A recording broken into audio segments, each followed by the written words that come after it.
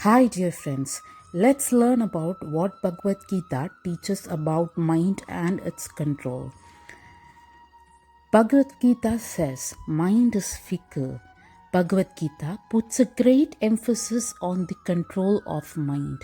The mind is likened to be the sixth sense and described as fickle and unstable by nature.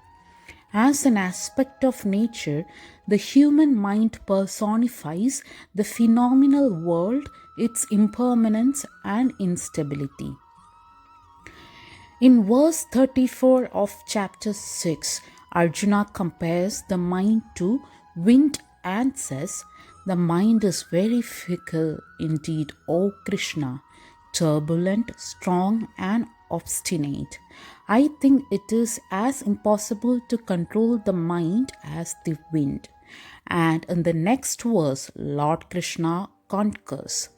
Undoubtedly, O mighty armed, it is very difficult to control the ever moving mind. However, O son of Kunti, through sincere practice and dispassionate detachment, it can be achieved. The mind needs to be stabilized. According to Bhagavad Gita, self realization is not possible without achieving stability of mind or the state of Trida Prajna. Stability of mind means to remain the same in all circumstances and under all conditions. The following verses gives us an idea of what stability of mind is.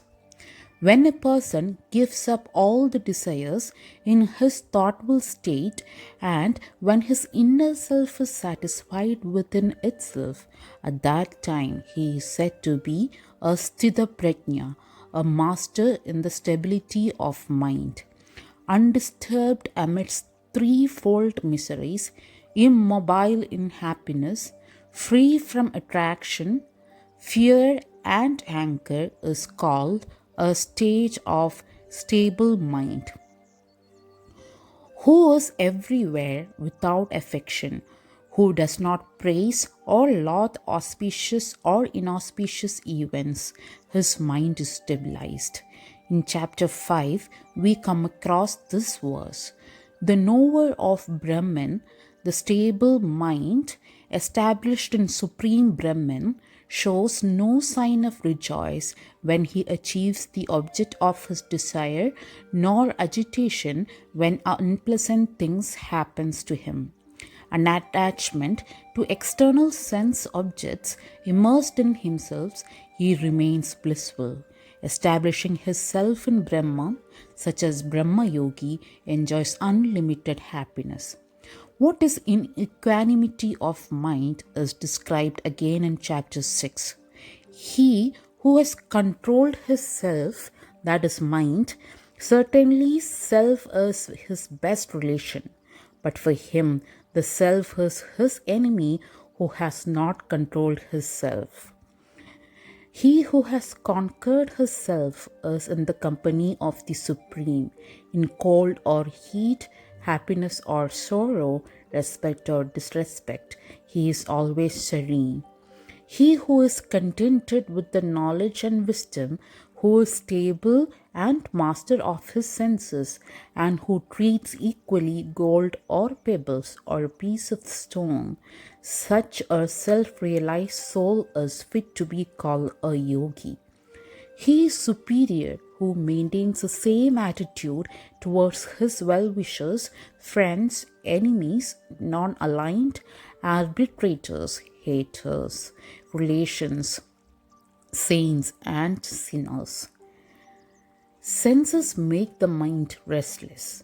The restlessness of the mind is caused by the activity of the senses, which bind the mind to the sense objects through desire. So the mind cannot be stabilized unless the senses are controlled and the mind is detached from the sense objects through the cultivation of detachment or vairagya. We come across this prescription in the following verses, chapter 2, verses 58 to 64. He who can withdraw his senses completely from the sense objects like a tortoise withdraws its limbs, his mastery is established. Sense objects cease to torment him who practices abstention, although the taste for them still remains in his consciousness. It would completely disappear only when he experienced the transcendental life. The sense threw out of balance even the mind of a man who has complete knowledge of discrimination and is attempting to control them. Keeping all the senses under his full control, he who be establishes them in me, his intelligence is stabilized. By constantly thinking of sense objects, one develops attachment with them. From the attachment is born desire, and from desire comes anger. From anger develops delusion. From delusion comes confusion of memory. From confusion of memory arises loss of intelligence, and when intelligence is lost, the breath of life is lost. Freed from the passion and dispassion by keeping the senses that are acting on the sense objects under firm control and by following the dictates of the inner soul, a person can gain the mercy of God. Yoga techniques to stabilize the mind. In the following verses, the concept of re-emphasized and further elaborated, that is in chapter 6, verses 10 to 19. Let the yogi constantly keep his mind concentrated in his self, sitting alone in a secluded place, self-controlled, desireless, and without any senses of possessiveness. In a clean place, placing his firm seat, neither too low nor too high, covered with a soft cloth, deer skin, and kusagras. Thereupon, sitting on that seat with a single pointed concentration, keeping his mind, senses, and activities under firm control, he should practice yoga for self purification.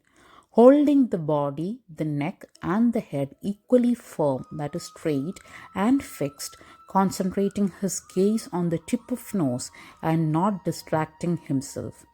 With peaceful mind, fearless, practicing brahmacharya, mind subdued and established in me, the yogi should sit and make me his ultimate goal. Practicing thus, ever established in the self, with an ordained mind, the yogi attains the highest peace and nirvana in my world. Yoga is neither for the voracious eater nor for the poor eater. It is neither for the excessive sleeper or for the excessive sleepless person. He who has appropriately controlled his diet and recreation, appropriately performs all his works, appropriately controls his walking and sleeping periods, his yoga reduces his sorrows. When the disciplined mind is established in the self, and when one becomes impervious to all desires, he is said to be established in yoga. A lamp in a windless place is a metaphor that can be used to describe a yogi whose mind is under control and who is united with his inner self. The state in which the mind ceases its movements, restrained by the performance of yoga, in which the self realizes the higher self and is satisfied in the self. That state in which he finds unlimited happiness, in which intellect understands the transcendental and wherein established he never moves from truth. Concentrating the mind on God is the solution. In the following verses, that is chapter 12, 7 and 8, Lord Krishna gives the following assurance to the devotees. I rescue them, O Partha, whose minds are set upon me from the oceans of mortal samsara. Upon me fix your mind, in me operate your intelligence, and thereafter, without doubt, you shall live in me only. In chapter 17, verse 16, we come across the definition of austerity of the mind. mental satisfaction, gentleness, silence, self control, purification of thoughts. This is called the austerity of mind. Let's put into practice these teachers from Bhagavad Gita and get a very controlled mind, which helps to lead a very happy life. Thank you and have a blessed day.